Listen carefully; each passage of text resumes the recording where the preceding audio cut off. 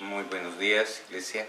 Qué bueno es poder nuevamente reunirnos, compartir, aún en la distancia, pero estar allí, como lo dice la palabra del Señor, unánimemente juntos, de corazón, con todo nuestro ser, para dar gloria y honra a nuestro Señor y Salvador.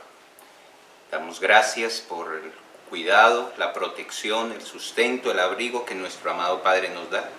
Hoy tenemos un nuevo día de vida por su infinita gracia, la gracia de vida que ha derramado, y es para su gloria y honra. Hoy es el día que como iglesia generalmente nos reunimos, no hemos podido todavía empezar a hacerlo, estará el tiempo también en sus manos para hacerlo, como Él quiera, y sabemos que podemos confiar y esperar en Él, que siempre su tiempo es perfecto. Anhelamos nuevamente reunirnos, compartir, pero no por esto el Señor no nos ha dejado de dar las herramientas, y estos medios es una de ellas. Y damos gracias a Dios por los medios de comunicación que nos da para poder seguir en esa unidad, seguir compartiendo y creciendo en su palabra para su gloria y para su honra. Por eso hoy, en el Día del Señor, les animo que dispongamos nuestros corazones y nuestras mentes a dar gloria y honra a nuestro Padre. Él nos ha creado es para glorificarle, para honrarle. Pidámosle al Señor de todo corazón que nuestras mentes y nuestros corazones sean ese lugar donde Él esté obrando, para que su palabra cumpla el propósito por el cual Él quiere compartirnos. Es una gran bendición poder seguir edificándonos, pues claro lo dice, que a través de estar escudriñando, aprendiendo de su palabra, estaremos creciendo para llegar a ser o tener la estatura que Él quiere que tengamos. Hay un deseo del Señor, pero hay una responsabilidad nuestra constante de estar unidos con Él, de estarle buscando. Y este es el tiempo que como iglesia, siervos de la palabra, lo hacemos con todo el gozo. Y es la palabra la que edifica, la palabra la que transforma, la palabra que da vida, la palabra que renueva, anima, trae sanidad, libertad, el verbo, la palabra. Bendito eres tú, Señor. Por eso damos gracias a ti. Vamos a continuar este estudio de los Romanos, Señor. Tú nos has permitido como iglesia estar profundizando en ello, Señor, para poder tomar esa dirección, esa sabiduría que tú quieres que tengamos para vivir como tú quieres. Por eso presentamos este tiempo, Señor, delante de ti, esta palabra que va a ser dada, rogando a ti que tomes el control de mi vida, Señor. Que seas tú hablando a través de esta vasija de barro, Señor, porque tú eres el tesoro precioso que debe ser honrado y glorificado.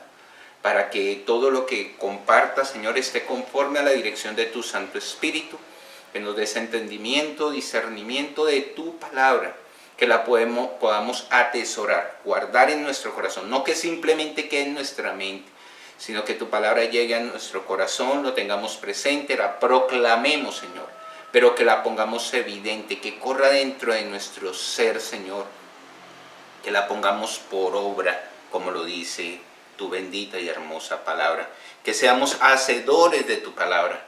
Gracias te damos, Señor, porque es un gran privilegio que muchos no tienen, Señor, el poder escuchar tu palabra, guardar tu palabra, pero obedecer tu palabra, Señor, es nuestro mayor anhelo. Por eso damos gloria y honra a ti, Señor, a ti, Espíritu Santo, para que seas tú ministrando y guiándonos, porque tú nos guías a la verdad, Señor. Por eso damos gloria y honra a ti, amado Rey, y nos disponemos con todo nuestro corazón a continuar este estudio. Gracias, Padre Celestial, en el nombre de Cristo Jesús. Amén y amén. Bueno, mis hermanos, qué bueno nuevamente poder retomar este estudio de los Filipenses.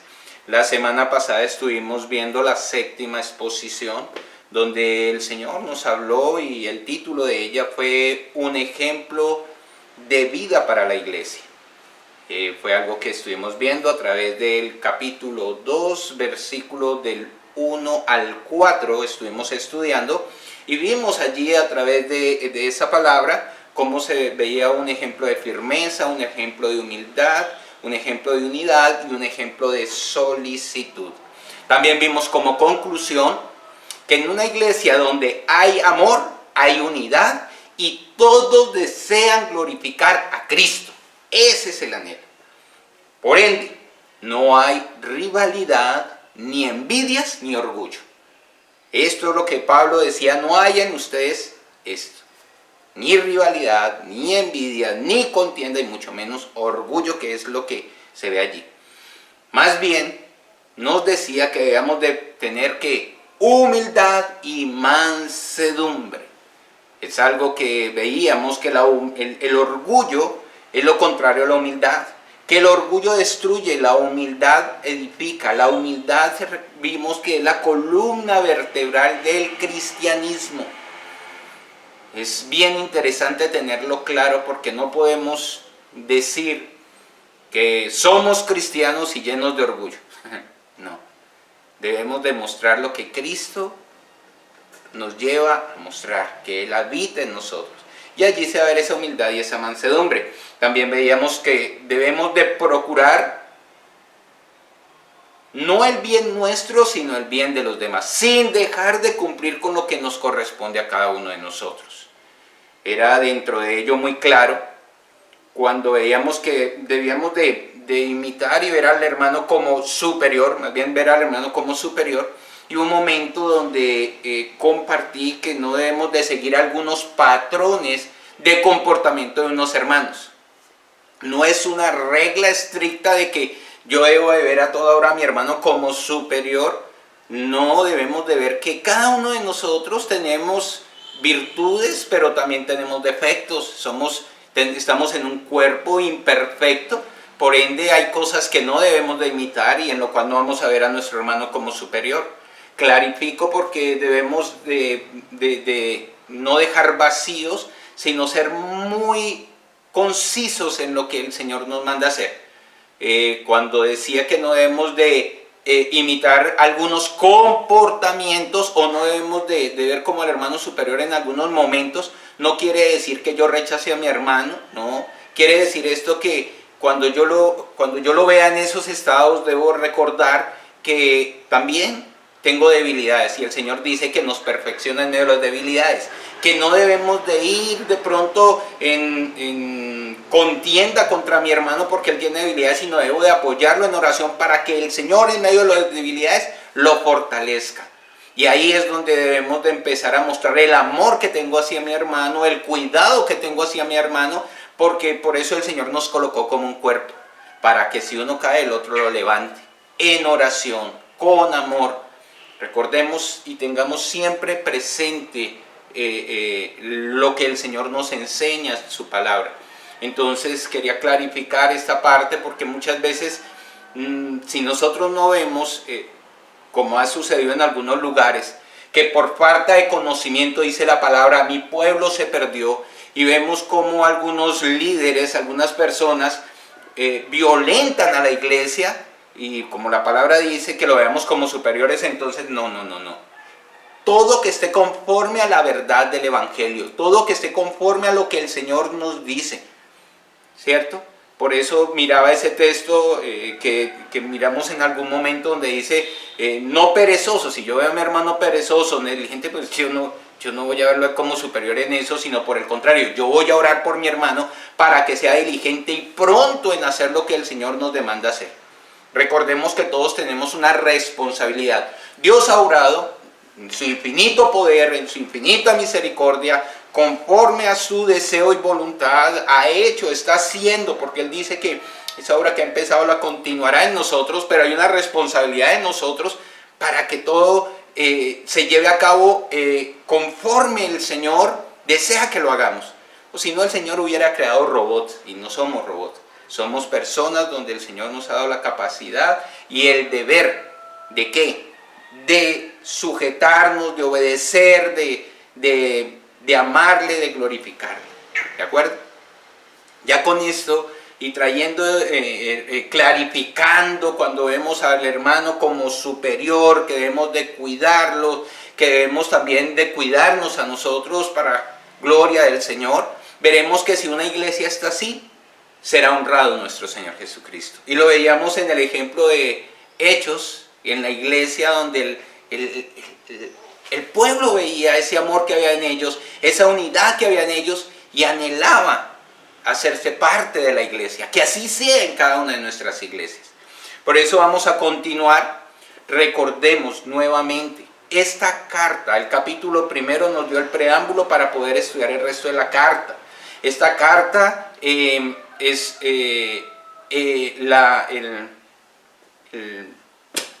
William Hendriksen, que es un teólogo, la llamó o se ha visto como la carta de Cristo para su iglesia. Siempre tengámoslo presente. Me encanta cómo él lo definió, porque se ve el amor del Señor, como a través de lo que hemos estado hablando.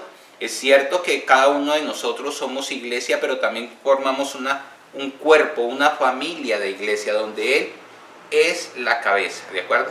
Entonces les invito por favor que vayamos a Filipenses. Vamos a estar estudiando continuación del versículo 5 al 11, vamos a leerlo hoy, pero solo vamos a estudiar una parte. Filipenses 2, del 5 al 11, vamos a leerlo. Dice: haya pues en vosotros, Filipenses 2, del 5 al 11, haya pues en vosotros este sentir que hubo en Cristo, también en Cristo Jesús, el cual, siendo en forma de Dios, no estimó el ser igual a Dios como cosa que aferrarse, sino que se despojó a sí mismo, tomando forma de siervo y hecho semejante a los hombres, y estando en la condición de hombre, se humilló a sí mismo, haciéndose obediente hasta la muerte y muerte de cruz. Por lo cual Dios también le exaltó hasta lo sumo y le dio un nombre que es sobre todo nombre, para que en el nombre de Jesús se doble toda rodilla a los que están en los cielos y en la tierra y debajo de la tierra, y toda lengua confiese que Jesucristo es el Señor, para gloria de Dios Padre. Hermosa es tu palabra, Señor, gracias damos por ella. Antes de empezar, quiero compartir con ustedes dos comentarios bíblicos, ¿cierto? De algunos comentarios que encontramos en el estudio que hacemos, porque estamos estudiando la carta. Gracias a Dios seguimos aprendiendo, y cada vez que nos sumergimos en la palabra y en aquellos medios que el Señor ha dado a través de los maestros, podremos ampliar más el conocimiento verdadero. Entonces, antes de empezar, quiero compartir dos comentarios diferentes, ¿cierto? Que nos van a mostrar cuál es la dirección o qué opinan ellos sobre estos versículos que continúan. Dice la palabra del Señor.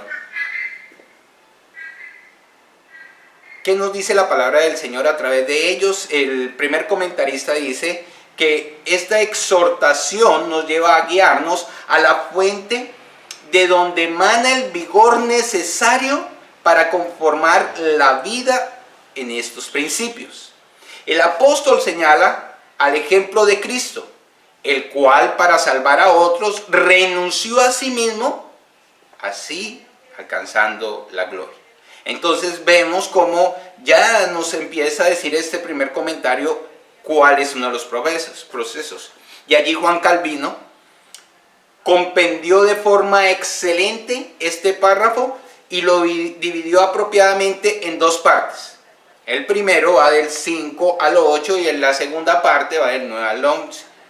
Indicando las razones de ambos y cada uno de ellos, él dice: la humildad a la cual él los ha exhortado ya con palabras es encomendada ahora por el ejemplo de Cristo.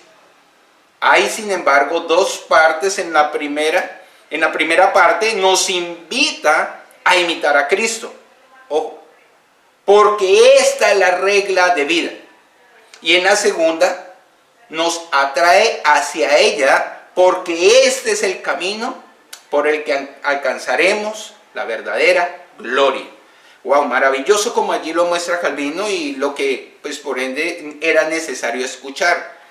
Entonces, el segundo comentario dice: la frase que introduce la cita reitera el versículo 2, nuevamente, nos une a los versículos anteriores y presenta a Cristo como el modelo de la actitud que Pablo espera que caracterice a los filipenses, por ende también a nosotros.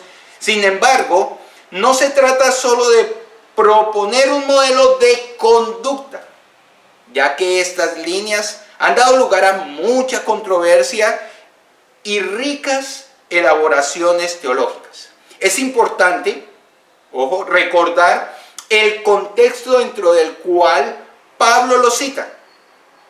No es que él se haya sentado como un teólogo académico a escribir una cristología para la posteridad. Lo que está ofreciendo es consejo pastoral a una iglesia local. Entonces vemos cómo estos dos comentarios nos están llevando a cuál es realmente el sentido por el cual este texto tan rico teológicamente se encuentra en este lugar. Sin embargo, dice el comentario, continúa diciendo, no se trata solo de poner un modelo de conducta. Nótese que la primera parte, nuevamente lo digo en dos partes, se refiere a actitudes que pueden servir como modelo que los seres humanos pueden imitar. Pero la segunda parte, o sea, el versículo 9 y 11, se refiere específicamente al señorío de Cristo, donde la imitación no cabe. La actitud de la cual Jesucristo es un ejemplo solo puede ser imitada, ¿por quién? Por el ser humano, si la vida está sometida a ese señorío de Jesucristo. Y todo, en última instancia, es obra de Dios mismo, que opera en los seres humanos. Wow, me pareció importante que lo viéramos, me pareció importante que pudiéramos mantenernos firmes sobre lo que el Señor nos está hablando. Y estos dos comentaristas lo dicen muy claramente, Calvino lo expresó, y es algo que quiero que hoy quede en nuestra mente, ¿cierto? Que esta es la regla de vida que tenemos como cristianos, el imitar a Cristo. Pablo lo dijo, imíteme a mí así como yo imité a Cristo Jesús. Ay, ¿cómo lo podemos hacer?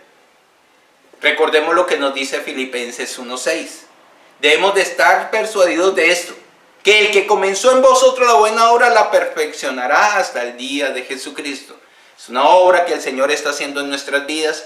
Es una obra que nos ha llevado, del versículo anterior, ya lo vimos, que lo decía allí, que primero nos lo dijo con palabras, ahora como lo decimos muchas veces coloquialmente, ¿no? Nos lo va a mostrar, nos lo va a manifestar a través del ejemplo más claro que podemos tener, que es a través de nuestro Señor Jesucristo.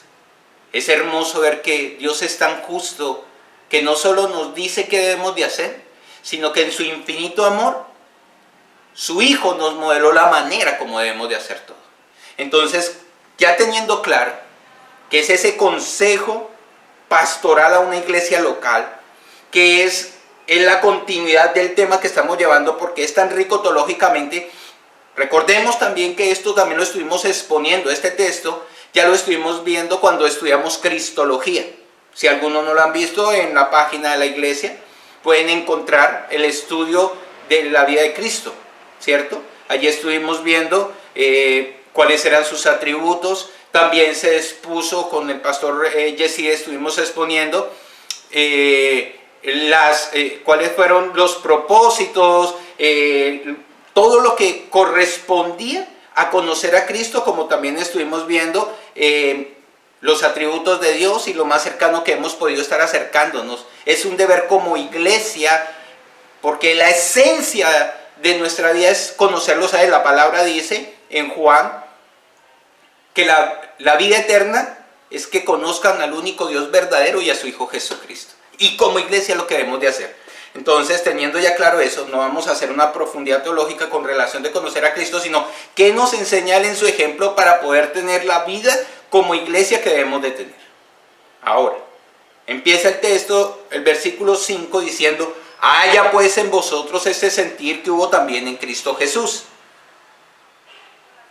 Vemos que ese segmento, este versículo en su original está en la forma imperativa y está en el tiempo presente de una forma activa. Ahora, ¿qué quiere decir todo esto con relación a las reglas lingüísticas? Dice que el imperativo nos muestra que esto no es una opción que Pablo nos da, ni tampoco una alternativa. No está diciendo si ustedes quieren o miren a ver si, pues no. Lo que sí nos indica es que es una obligación que tenemos en vista de quienes somos ahora en Cristo, por el hecho de nuestra regeneración y que el Espíritu mora en nosotros. Es que nosotros debemos de empezar a mostrar, a reiterar que no es ninguna opción la manera que nos está presentando este inicio de la palabra, sino que ese es ese imperativo que nos lleva a una obligación a cumplir. Continúa diciendo, el imperativo puede estar en más de un tiempo verbal y está en presente. Su implicación es que necesito ahora, está en presente, entonces quiere decir que necesito ahora adoptar esto como un estilo de ¿qué? De vida. No es que me comporte como un siervo, como un cristiano según las circunstancias, no, sino que mi comportamiento como siervo debe ser en todo tiempo de la manera correcta. Porque esta debe ser mi forma de pensar, de sentir y de ser, porque yo soy cristiano, soy ese siervo. Y mi comportamiento es el reflejo de lo que soy. Por eso dice Pablo, haya pues en vosotros este sentir, haya pues en vosotros este comportamiento, esta actitud, dicen otras versiones. Entonces nos está demandando algo.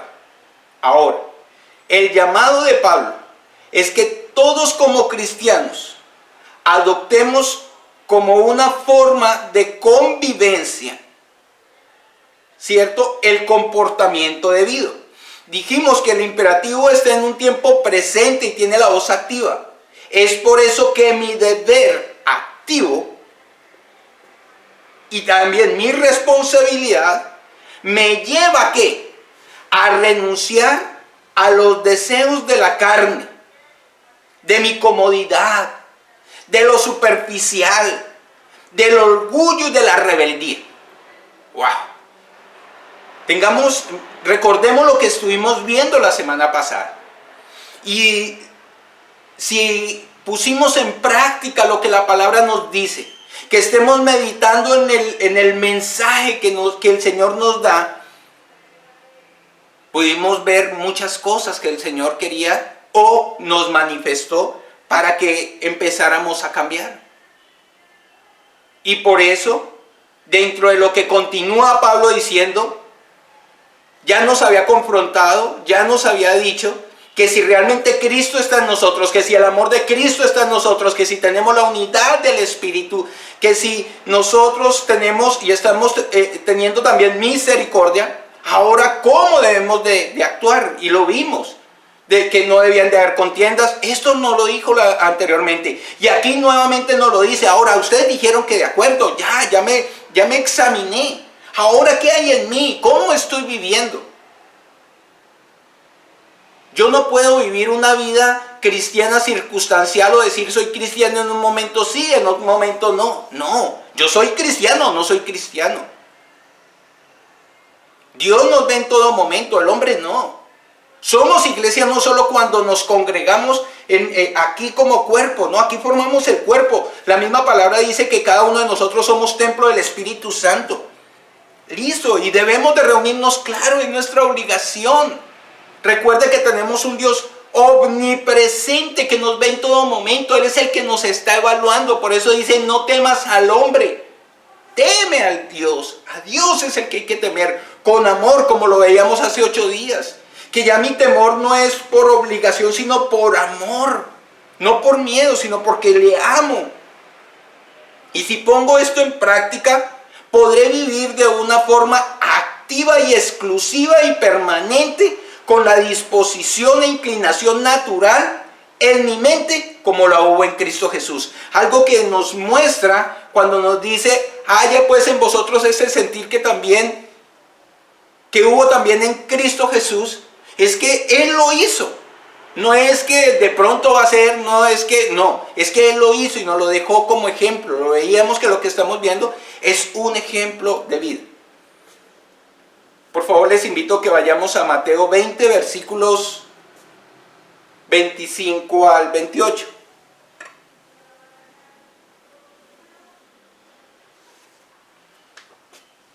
Mateo 20, versículos del 25 al 28.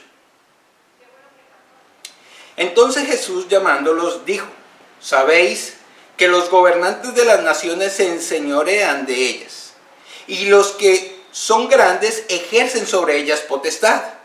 Mas entre vosotros no será así, sino que el que quiera hacerse grande entre vosotros será vuestro servidor. Y el que quiera ser el primero entre vosotros será vuestro siervo. Como el Hijo del Hombre no vino para ser servido, sino para servir y para dar su vida en rescate por muchos. Es impactante ver aquí cómo el Señor nos muestra cuál es la actitud que realmente nosotros debemos de tomar a través de este claro ejemplo. Él enseñó, los llamó, les mostró, les dirigió, les llevó a mirar a los gobernantes de las naciones, cómo ejercen sobre ellos potestad, dirección, cómo se enseñorean sobre ellos. Pero dice, entre vosotros no debe ser así, sino aquel que quiera ser grande, que se haga que siervo.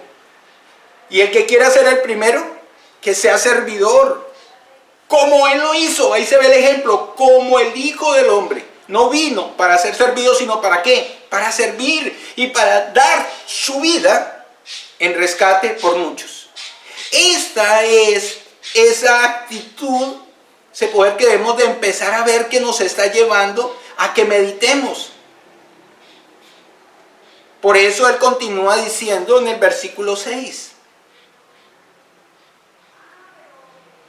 Dice, el cual siendo en forma de Dios, no estimó el ser igual a Dios como cosa a que aferrarse. Veamos que cuando empieza el versículo empieza diciendo el cual. Esto nos da referencia a quién. ¿De quién se mencionó anteriormente? De Cristo. Ese cual está mencionando o se refiere a Cristo. Dice que Cristo siendo, esta palabra siendo, viene del griego huparjo. Su significado es llegar a existir, vivir, y es usado como un modificador adverbial que nos dice que Cristo existía en los cielos. Continúa diciendo, no perdamos ese dato que acabamos de escuchar. En forma, entonces, siendo en forma. Esta palabra forma viene del griego forme, que quiere decir naturaleza, y se refiere a Jesús, y esto afirma su naturaleza, ¿qué? Divina. ¿Qué podríamos decir que dice allí? Entonces, el cual, existiendo o viviendo en los cielos, ¿cierto? Con su naturaleza divina o su naturaleza de Dios, no estimó el ser igual a Dios como cosa que aferrarse. ¡Wow! Esto nos lleva, por eso es importante saber de dónde viene cada uno, el significado de estas palabras. Entonces ya vemos cómo nos está diciendo este texto, cuál es la esencia de Cristo. Vemos que está en los cielos. Vemos que tiene su naturaleza, es divina y tiene la forma de Dios. Continúa diciendo, no estimó. Esta palabra estimó viene de geomai. Perdónenme la expresión, es que a veces es bien difícil de pronunciar. Que quiere decir conducir la mente. Es decir, considerar el ser igual a Dios. Entonces, Cristo, que habita en el cielo, que vivía en el cielo, no estimó el ser igual o no consideró, dice allí, el ser igual ¿a quién? A Dios como cosa que aferrarse. Podemos decir que este versículo nos dice es que Cristo Jesús ha sido siempre, y siempre continúa siendo Dios por naturaleza, la imagen expresa de la deidad, el carácter específico de la deidad, según se manifiesta en cada uno de los atributos divinos, y fue y es suyo eternamente. Cristo Jesús no consideró su existencia de una manera igual a Dios como privilegio a qué aferrarse. ¡Wow!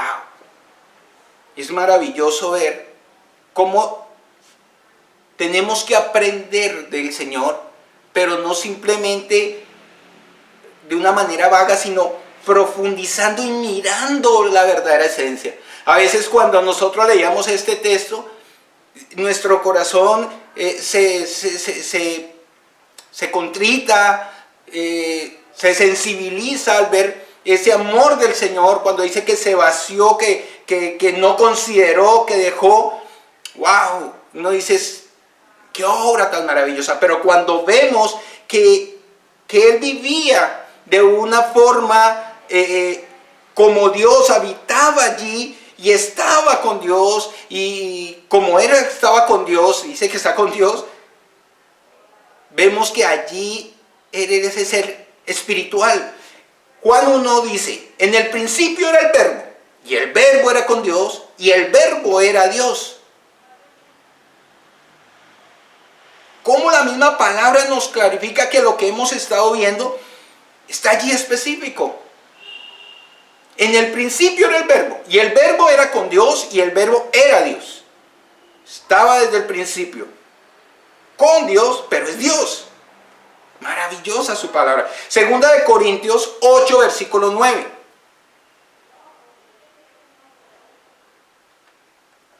Segunda de Corintios 8, versículo 9. Porque ya conocéis la gracia de nuestro Señor Jesucristo, dice la palabra, que por amor a vosotros se hizo pobre, siendo rico, para que vosotros con su pobreza fueseis enriquecidos. Esta palabra, cuando uno no ha estudiado teológicamente, no ha profundizado, se ha utilizado de una manera incorrecta.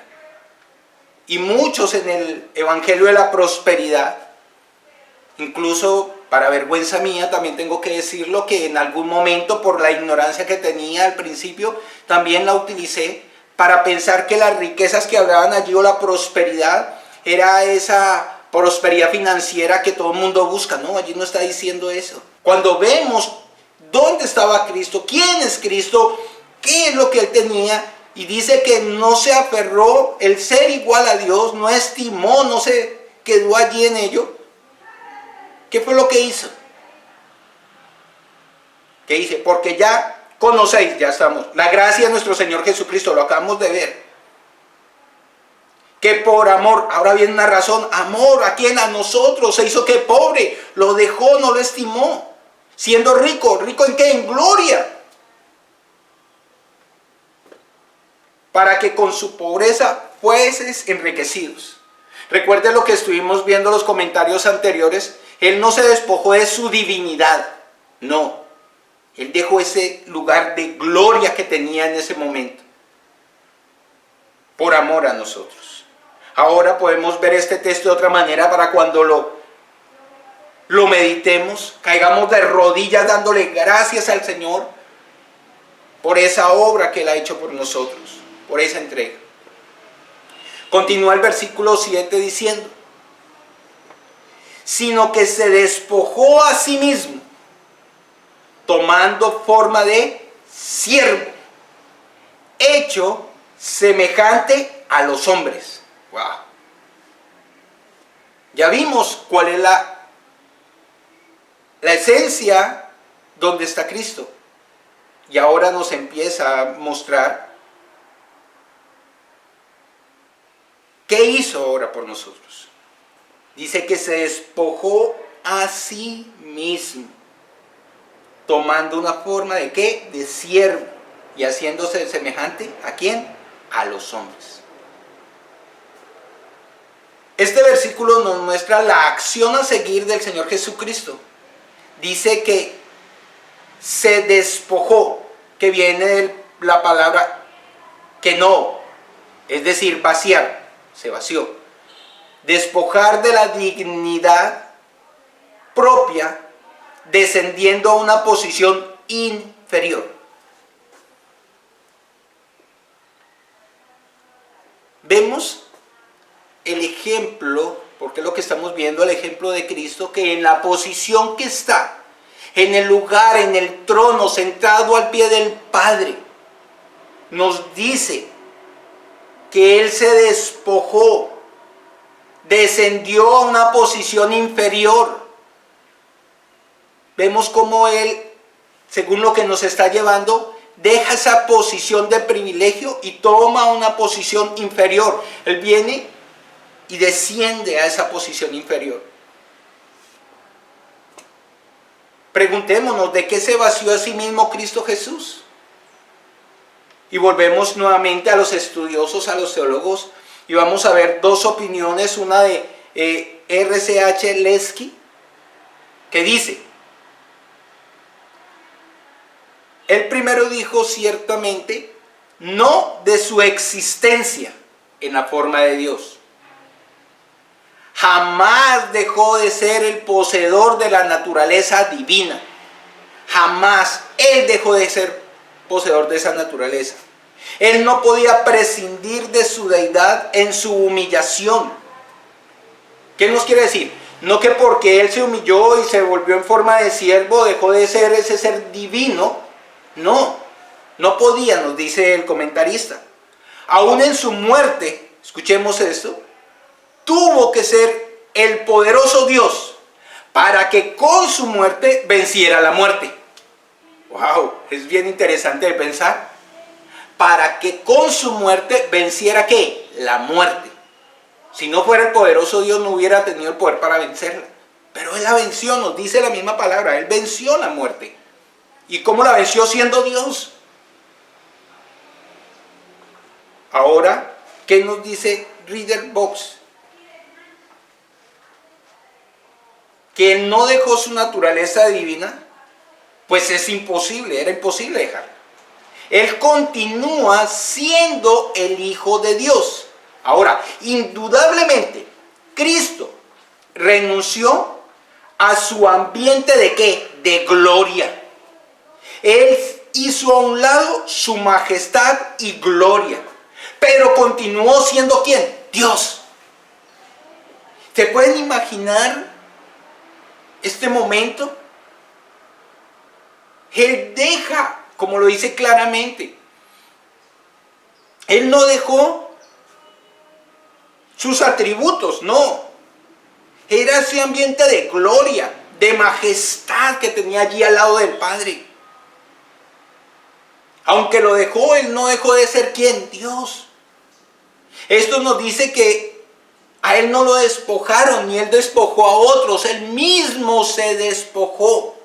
Y es claro, y debemos de afirmarlo, porque generalmente nosotros como seres humanos tenemos que clarificar todo esto, porque nosotros somos prontos a buscar argumentos humanos, ¿cierto? Y vemos una diferencia cuando nos sustentamos es en la palabra.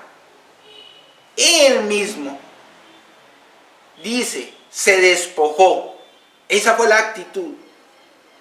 Eso fue el paso a seguir. Él se despoja de sí mismo. Esa es la actitud que Cristo asume, tomando esa forma de siervo. Deja esa posición divina y toma una figura de siervo, toma forma de siervo.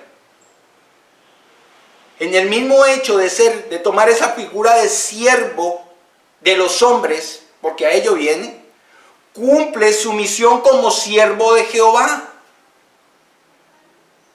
Por eso la Escritura narra en Juan 13, versículo 12 al 15, algo que él hace como siervo. Él viene a cumplir un propósito, y eso lo vimos cuando estuvimos viendo el propósito del siervo.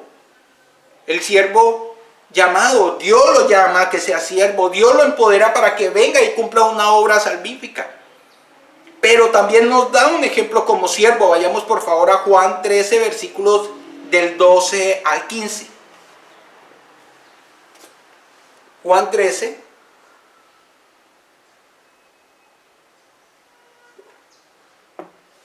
Versículos del 12 al 15.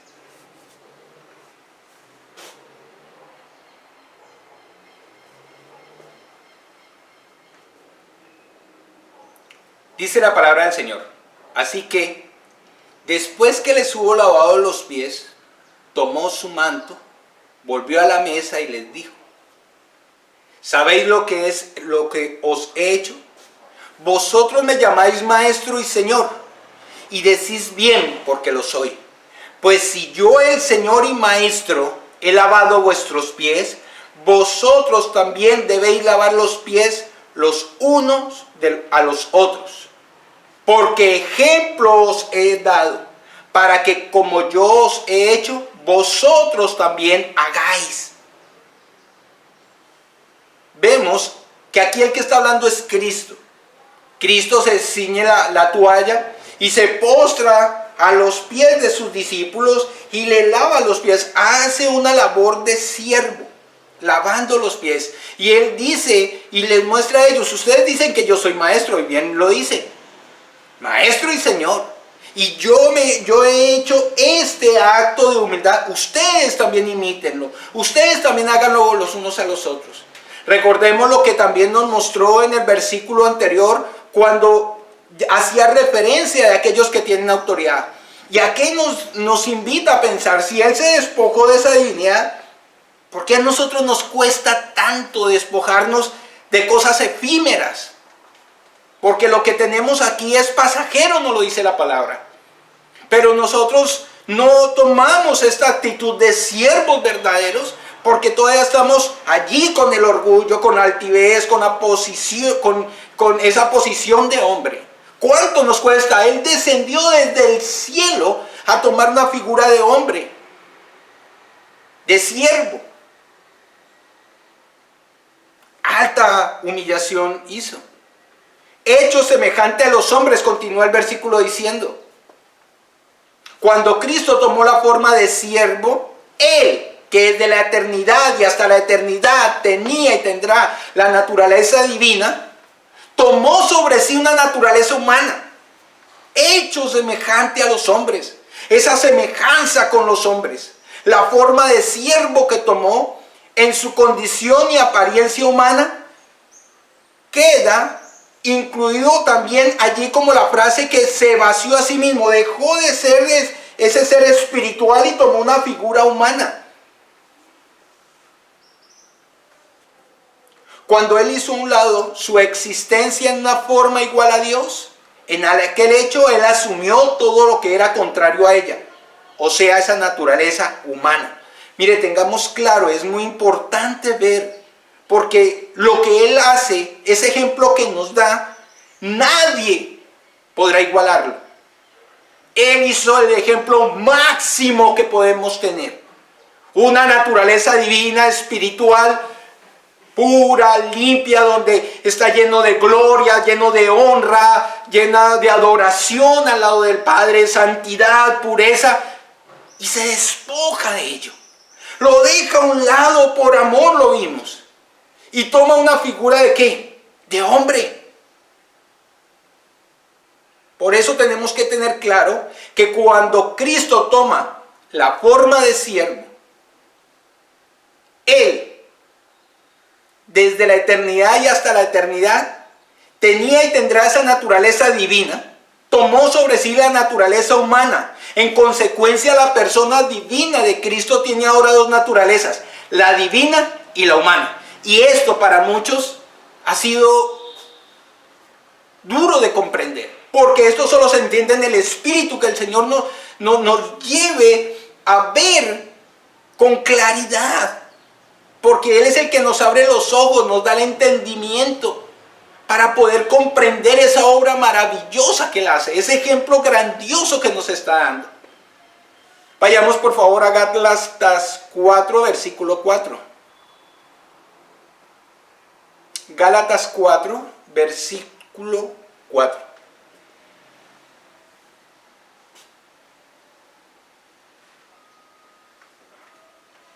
Recuerde que es importante que mientras que estamos predicando la palabra, estés escuchando la palabra, estemos acompañando con los textos bíblicos para cerciorarnos de que se está hablando coherentemente conforme a la dirección del Espíritu lo que está allí escrito. Seamos como los de Berea, dijo Pablo. Pero cuando vino el cumplimiento del tiempo, dicen Gálatas, Dios envió a su Hijo, nacido de mujer y nacido bajo la ley. Ojo con esto. Dice que cuando se cumplió un tiempo, dice, pero cuando vino el cumplimiento del tiempo, Dios envió a su Hijo. ¿Quién lo envió? Dios. Nacido de mujer y nacido bajo la ley. Y hago aquí una aclaración. Nosotros debemos, y estuvimos cuando estuvimos viendo el nacimiento de Cristo, no solo el nacimiento, sino cómo la obra poderosa de Dios llevó a cabo el que María llevara en su vientre al santo, porque él siempre fue santo desde el momento de esa obra poderosa, porque él no se concibió como naturalmente se hace, o Dios lo demandó que fuese así entre hombre y mujer. No. Vemos que nos dice la palabra que el Señor halló gracia en María y la usó para que en su vientre portara al Hijo de Dios. ¿Y quién colocó en su vientre la vida de Jesús allí? Dios Padre, con el poder del Espíritu Santo, allí obraron de una manera poderosa y María queda embarazada de Cristo. No es José el que embaraza a María, no. Es una obra celestial, poderosa. Es tanto así que vimos que esta obra es tan poderosa que cuando miramos los tiempos siempre se está hablando antes de Cristo y después de Cristo. Lo que ocurre con el nacimiento de Cristo infirió aún en el tiempo. Tengamos claro lo que allí sucede. Él envía a su Hijo, nacido de mujer y nacido bajo la ley. Recordemos, Jesús dijo, yo no vine a anular la ley, sino a hacerla cumplir. Continuemos. Cuando asumió esta naturaleza humana, no fue en la condición de Adán antes de la caída. Adán antes de la caída era un ser perfecto, puro, santo, no. No fue en Adán antes de la caída. Ni en la condición de la que el mismo Cristo goza ahora en el cielo. Recordemos también que aunque tiene una figura humana, la condición en que nace no es la misma que la que ahora tiene. Cuando María se acercó, las mujeres se acercaron a él, dijo que no lo tocaran porque estaba purificado para ir a donde el Padre. Ni tampoco en la que se manifestará en el día de su gloriosa venida, en un cuerpo redimido y puro, sino en la condición que, caída, debilitada, cargada con los resultados del pecado. Esa condición. El costo es altísimo, porque viene de tener una condición espiritual pura, aunque él nunca dejó de ser santo. Esto es algo que también lo tenemos bien claro. Él nunca dejó de ser Dios puro, y lo veremos más adelante. Pero en el momento en que toma esa figura de hombre, de siervo,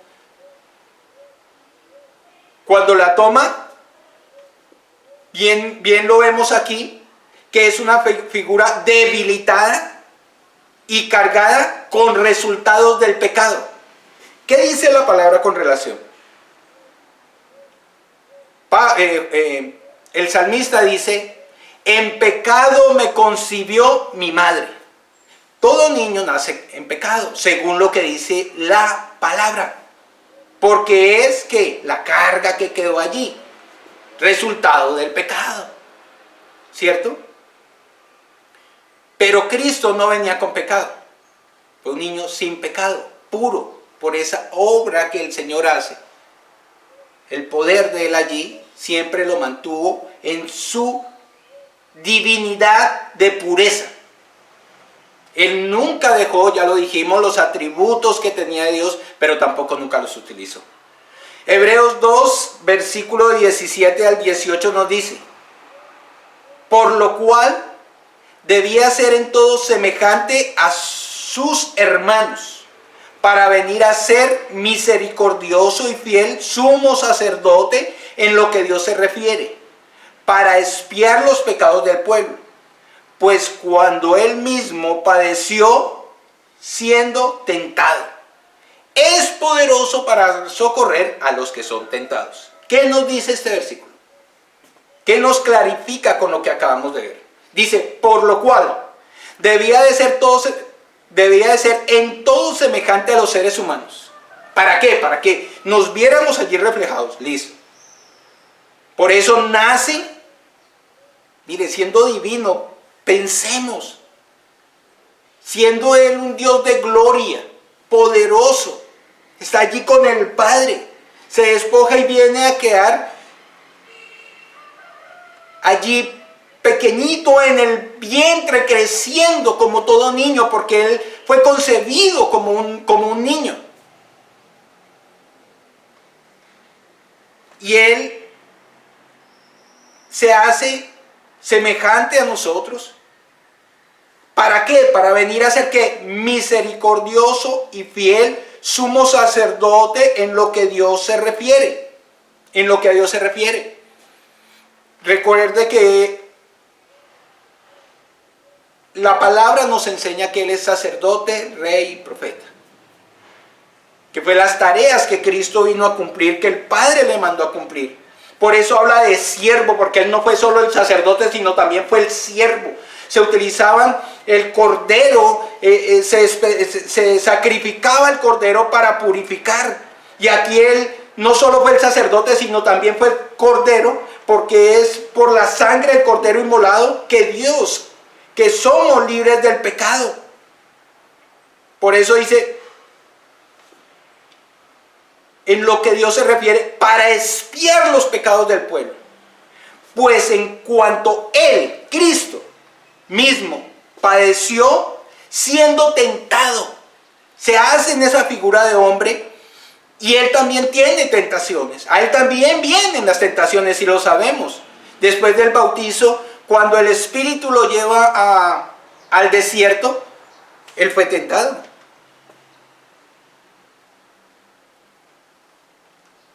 Dice que es poderoso para socorrer a los que son tentados. Él fue tentado, pero nunca cayó en tentación. Él cumplió la ley plenamente. Nadie podía hacerlo.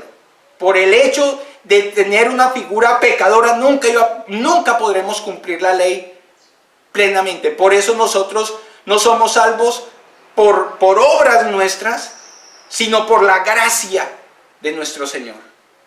Entonces tengamos claro cuál fue el pago que Él tuvo, lo que Él hizo por nosotros. Cómo es que Él, siendo rico en gloria y majestad, se despoja y viene a tomar una figura de un ser pecaminoso sin pecado. Porque eso es algo que también vamos a ver.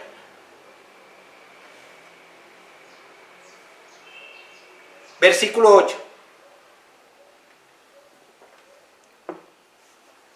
Y estando en la condición de hombre, como ya lo vimos, se humilló a sí mismo, haciéndose obediente hasta la muerte y muerte de cruz.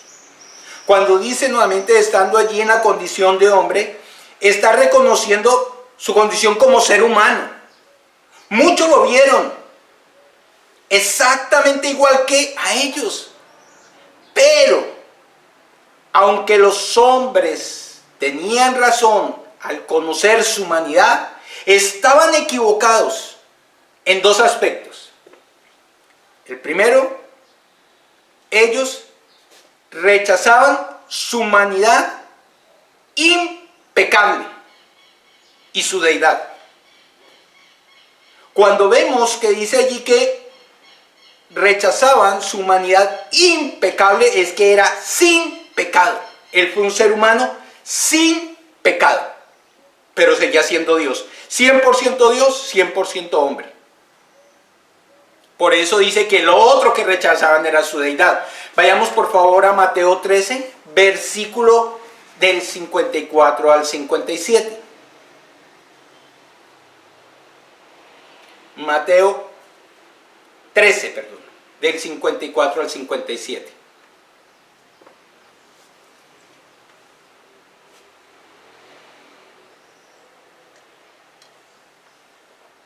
Dice la palabra del Señor. Y venido a su tierra, ¿quién? Cristo, les enseñaba en la sinagoga de ellos de tal manera que se maravillaban y decían, ¿de dónde tiene esta sabiduría y estos milagros? ¿No es este el hijo del carpintero? Mire, reconocieron a José. ¿No se llama su madre María y sus hermanos Jacobo, José, Simón y Judas? ¿No están todos sus hermanos con nosotros? ¿De dónde pues tiene todas estas cosas?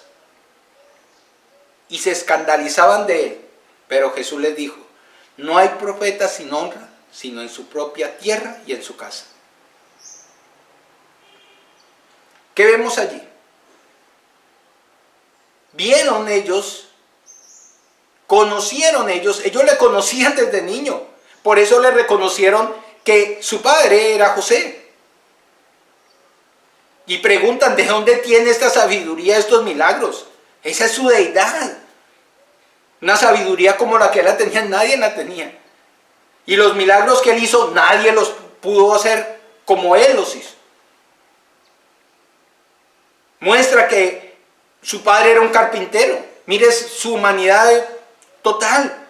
Vieron que su madre, ¿cómo se llamaba? María. Y mire que Jesús tuvo más hermanos. Jacobo, José, Simón y Judas. Este Judas no fue el que se suicidó, no. Este es un hermano de Jesús. Entonces vemos allí que María concibió después normalmente con José unos hijos y también nos dice que unas hijas, porque dice, no están todas sus hermanas con nosotros. O sea, María tuvo más hijos, tanto hombres como mujeres, lo está diciendo el texto. ¿De dónde pues tiene todas estas cosas? ¿Y qué pasaba? Se escandalizaban de él. Pero Jesús les dijo, no hay profeta sin honra, sino en su propia tierra y en su casa. Y aunque toda su vida, particularmente sus palabras y hechos, publicaban la divinidad velada en carne, sin embargo los hombres rechazaron por completo sus demandas y lo odiaron aún más a causa de ellas. Acumularon escarnio sobre él de forma que fue desechado y despreciado, como lo dice Isaías 53:3. Ahí lo dice. Pero veamos cómo es que por falta de conocimiento, el verdadero conocimiento, recuerden que el conocimiento no es lo que tan solo usted recibe, sino lo que va a su corazón para poder ver y actuar como debe de ser. Eso ya también lo estudiamos en el primer capítulo, que no solo debemos de tener ciencia, sino también debemos de tener discernimiento o entendimiento, y ellos no tenían ese entendimiento, no encontraban por qué este ser actuaba de esa manera maravillosa. Y por eso llegaron a despreciarlo. Isaías 53:3 dice: despreciado y desechado entre los hombres, varón de dolores, experimentado en quebranto. Y como que escondió de él su rostro, fue menospreciado y no lo estimamos. Y no lo estimamos, dice aquí Isaías. Está hablando del siervo, porque esto es una profecía en ese capítulo de Isaías, pero ya lo está vivenciando. Ahora, vemos esto. Vemos lo que él hizo, de qué se despojó, cuánto le ha costado, cómo se humilla, porque aquí empezamos a ver esa parte de la humillación. Y ahorita continuamos ampliándola. Pero, ¿cómo es la reacción de este siervo? ¿Dónde nosotros podemos seguir viendo ese ejemplo? Porque en cada parte de lo que hace el Señor podemos ver ejemplos de nuestras vidas. Primera de Pedro 2, versículo 23, ¿qué nos dice? Primera de Pedro 2, versículo 23, vayamos allí.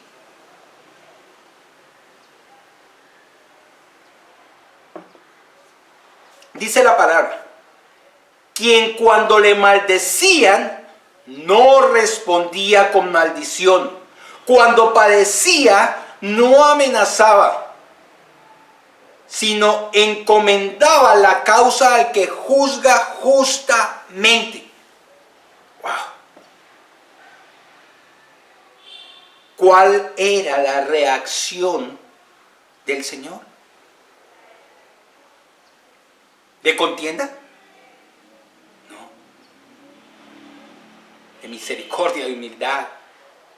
Por eso dice que cuando le maldecían, no respondía con maldición. En la cruz el Señor no miró para juzgar, sino que levantó sus ojos y dijo: Padre, perdónalos porque no saben lo que hacen. Él no actuó como actuamos nosotros. Él actuó con misericordia hacia nosotros. Por eso la invitación es que tengamos de misericordia como hemos recibido misericordia, que lo que hemos recibido de gracia lo demos. Es un claro ejemplo. ¿Qué hacemos nosotros con relación cuando viene la ofensa, viene la situación? Él, siendo justo, teniendo el poder, no actuó de esa manera, sino que lo colocó en manos del Padre. Porque Él es el que tiene el poder para hacer todo. Lo coloca delante del que juzga justamente. Esa es la manera como debemos de actuar. Continúa el versículo diciendo: se humilló a sí mismo. Él se humilló a sí mismo. Queda claro que a Él no lo humillaron. Él se humilló. Esta palabra humilló viene del griego tapeinó, que es allanar, bajar humildemente. En sentido figurado, hacerse de baja condición. Volvemos, ser pobre y necesitado. Lo contrario a lo que hizo el joven rico. Recuerda que dijo: ¿qué tengo que hacer para heredar el reino de Dios? Entonces le dice el Señor: cumple los mandamientos. Señor, yo todos los cumplo. Ya. Hizo. Entonces ve y vende lo que tienes. Eres rico, dáselo al que necesita. Oh, no, Señor, eso sí es duro. Pero Cristo sí lo hizo. Él se humilló, Él se despojó, Él dio todo lo que tenía en ese momento, ese lugar de privilegio. Él se bajó.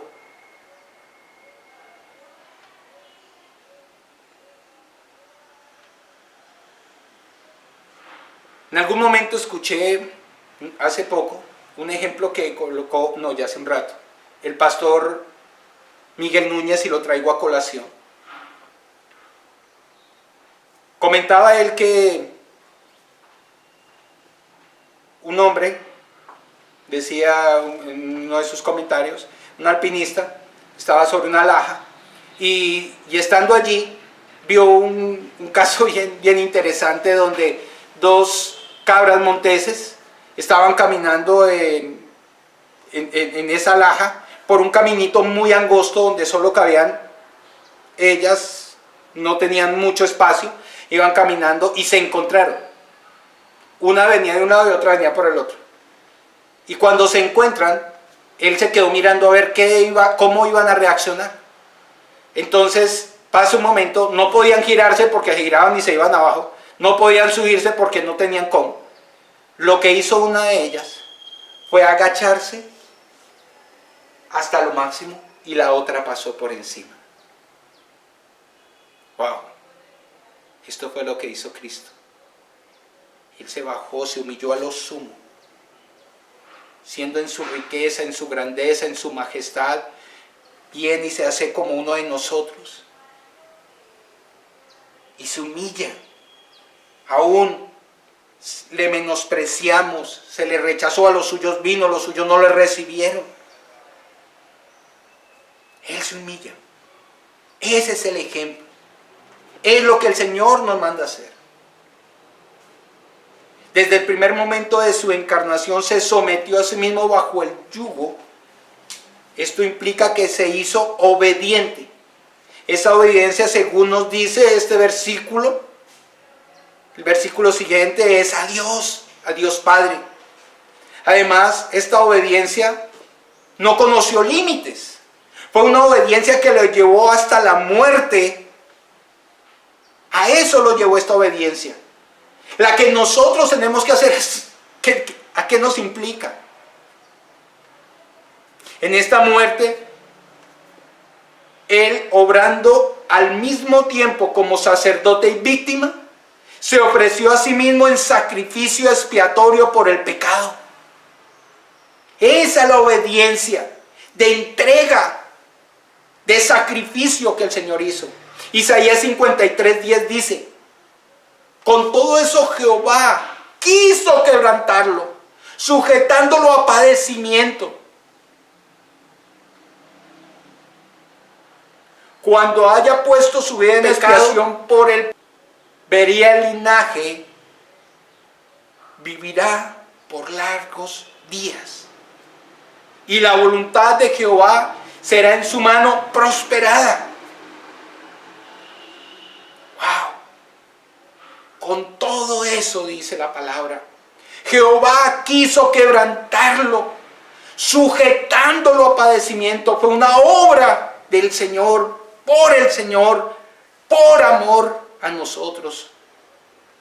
Cuando haya puesto su vida, Él puso su vida, nadie se la quitó, Él la puso en expiación por el pecado de quién, de nosotros, de ese linaje.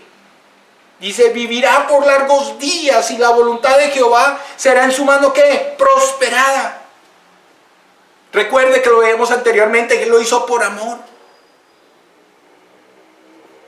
Por lo cual, no fue una muerte común y corriente, sino como lo dice Pablo, fue una muerte en la cruz. Esta es una muerte dolorosísima. Bien se ha dicho que el morir en ella, en la cruz, el que moría allí moría 1000 muertes, lo decían en ese tiempo. Era un padecimiento. Muerte también afrentosa. Trajo afrenta, dolor de una manera que a él, antes de tener que llegar a ese momento, recordemos que fue a orar al Getsemaní. Y él le pidió: Padre, pasa de mí esta copa, pero que no se haga mi voluntad sino la tuya. Sabía lo que iba a padecer humanamente. Por esa humillación, por amor a nosotros. Muerte que, según sabemos, por Cireneo era considerada como la de un esclavo. Y era vergonzosa. Que aún el solo nombre de la cruz se ha alejado no solo del cuerpo de un ciudadano romano, sino también de sus pensamientos, vista y oído hacia ellos. Cuando se decía que había una muerte de cruz, decían que ningún ciudadano romano había de pasarlo por una muerte de esas. Por eso se cree que a Pablo nunca lo crucificaron.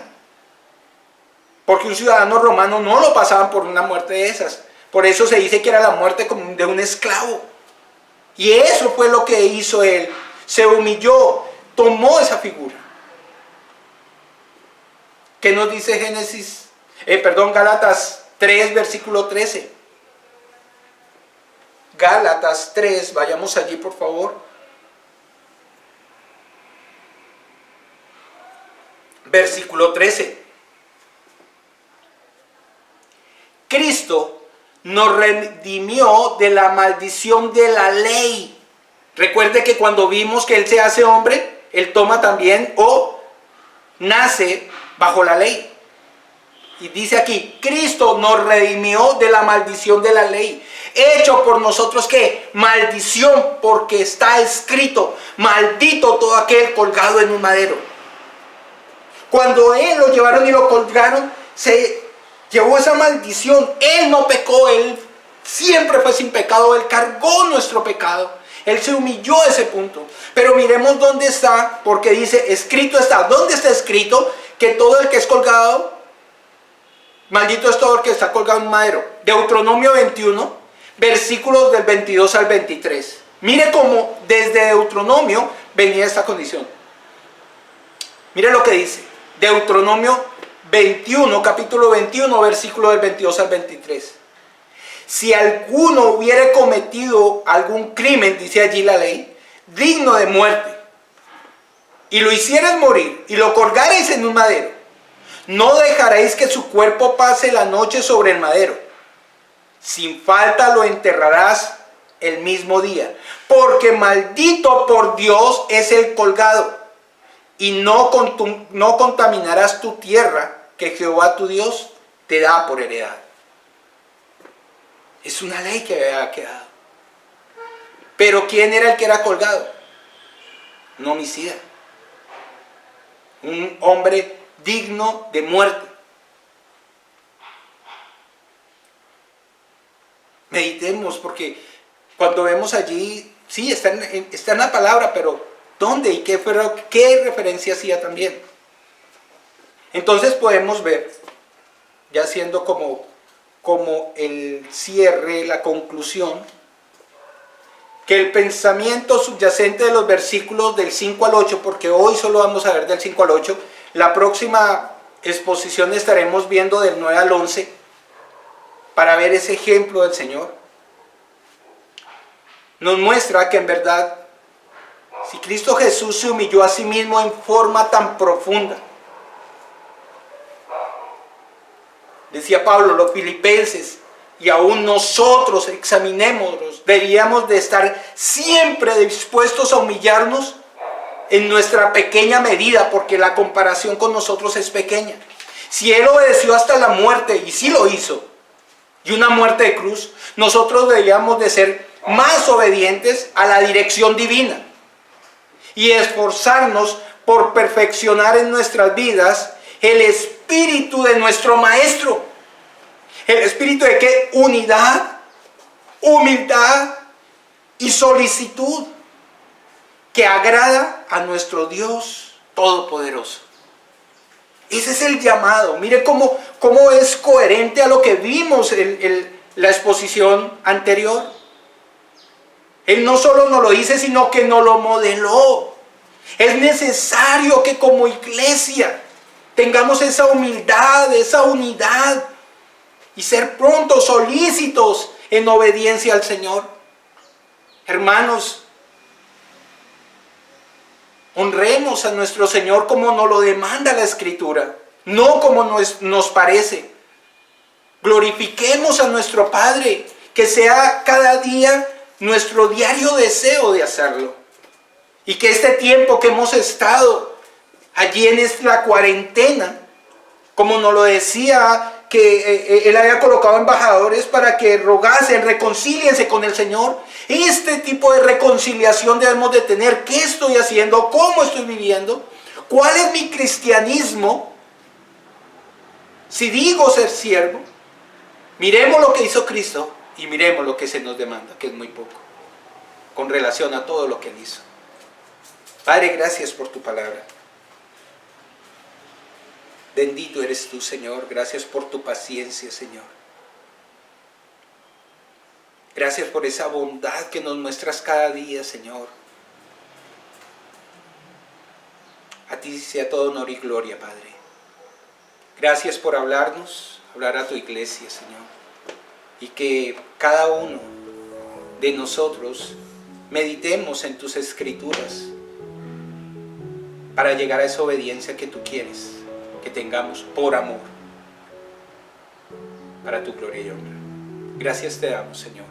Gracias por este tiempo, Señor, y queremos también darte gracias por cada uno de nuestros hermanos, Señor, que con diligencia, con amor, Señor, con corazones altamente agradecidos contigo, te honran, Señor, con los diezmos, con las ofrendas, Señor, que hacen llegar a tu iglesia, que aún en estos momentos, Señor, de dificultad mantienen fieles a ti, porque es a ti, Señor, porque esta es tu casa, Señor.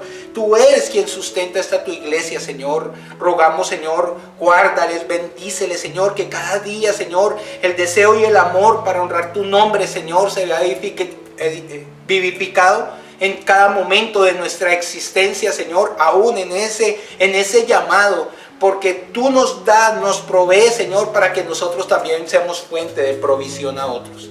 Padre, gracias te damos porque tú eres fiel, Señor. Tú sigues sustentando cada hogar de nuestros hermanos. Tú conoces la necesidad que hay. Oramos por el que tiene necesidades, Señor, espirituales, por aquel que está desalentado. Rogamos, Señor, fortalécele, Señor. Esta palabra nos anima y nos fortalece. El cuidado de los unos por los otros, Señor. Hoy oramos por ellos, oramos por aquellos que están llegando a tu iglesia para que puedan, Señor, podamos tener esa comunión cuando tú le plazca ya llamarnos a reunirnos, pero mientras tanto poder tener estos momentos de unidad en el Espíritu, en tu palabra, para seguir creciendo como tú quieres. Rogamos, Señor, por aquellos que están enfermos, Señor, algunos de nuestros hermanos, donde estén, Señor, tu mano poderosa, tú que eres el sanador, en tus manos estamos seguros, Señor, y en ti descansamos.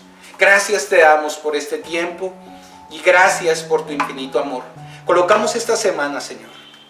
Padre, no sabemos lo que vamos a tener que vivir, pero si estamos en ti, estamos seguros. Te pedimos, Señor, guárdanos y que la bendición del Padre, del Hijo y del Espíritu Santo esté en nosotros. Nos dé sabiduría para no caer en la tentación y que en todo momento, Señor, realmente, Señor, mostremos a quién servimos, que es a ti, en el nombre de Cristo Jesús. Amén y amén.